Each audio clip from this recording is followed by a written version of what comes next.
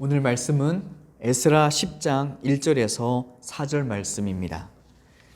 에스라가 하나님의 성전 앞에 엎드려 울며 기도하여 죄를 자복할 때에 많은 백성이 크게 통곡하매 이스라엘 중에서 백성의 남녀와 어린아이의 큰 무리가 그 앞에 모인지라.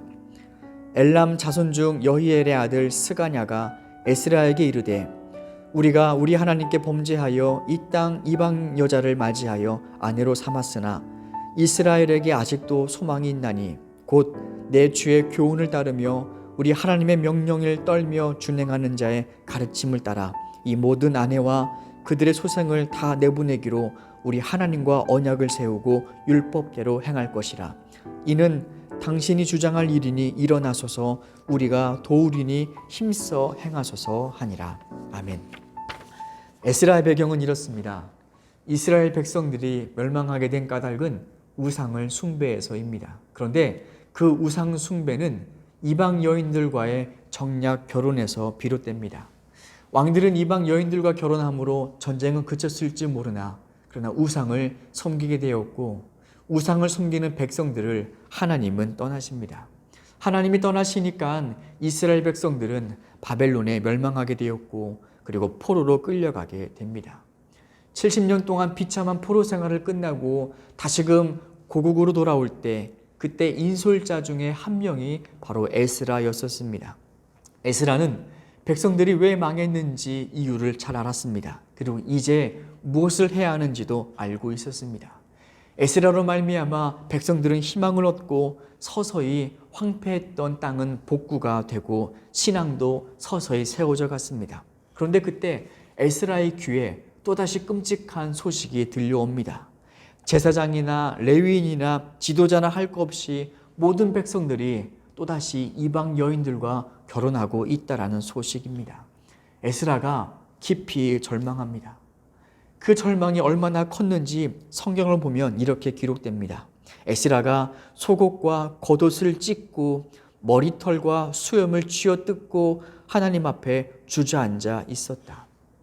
무지한 백성들, 또다시 죽는 길인지도 알지 못하고 그 길로 멸망의 길로 가고 있는 백성을 보면서 에스라가 깊은 절망과 탄식을 한 것입니다.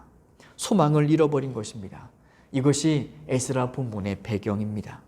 에스라가 이렇게 성전에서 울면서 하나님 앞에 어떻게 기도할지를 알지 모르고 절망 중에 있을 때 그때 에스라에게 한 사람이 찾아옵니다.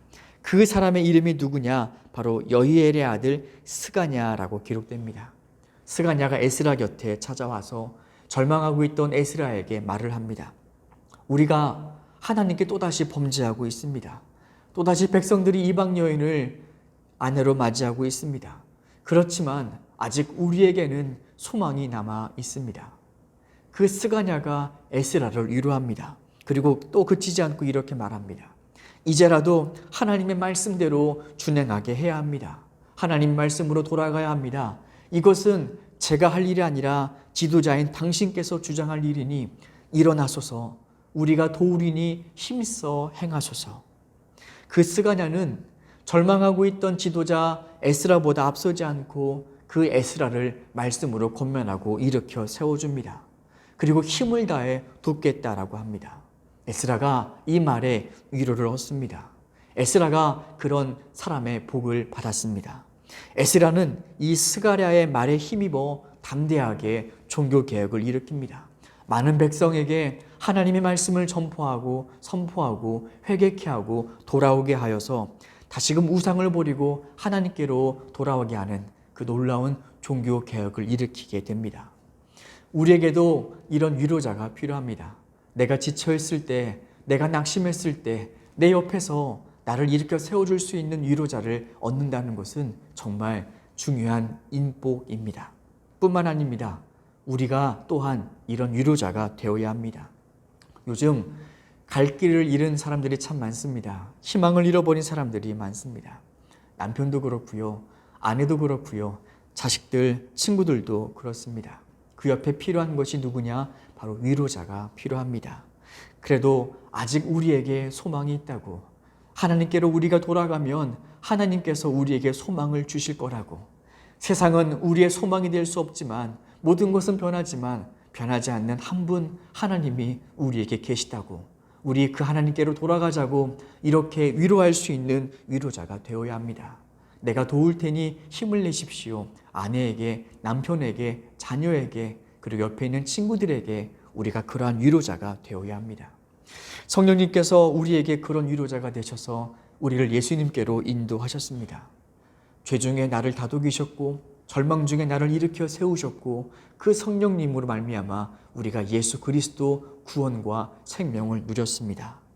나음을 위로하는 것, 낙심한 자를 위로하는 것은 평범한 일이 아닙니다. 그 일이 곧 하나님의 일입니다. 우리가 그러한 소망을 감당할 수 있는 자들이 되었으면 좋겠습니다. 함께 기도하겠습니다. 하나님, 이 시대에 위로가 필요합니다. 잠시 물질도 위로가 될 수 있고 기뻤던 일, 기대했던 일이 성취가 되면 위로가 될 수 있지만 그러나 그것들보다 더욱더 근원 되시는 예수 그리스도, 우리가 그분을 위로로 삼을 수 있는 모두가 되게 하시고 우리가 그러한 위로자가 되어서 주변을 세우고 살리는 그러한 귀한 직분을 감당하게 하옵소서. 예수님의 이름으로 기도드립니다. 아멘.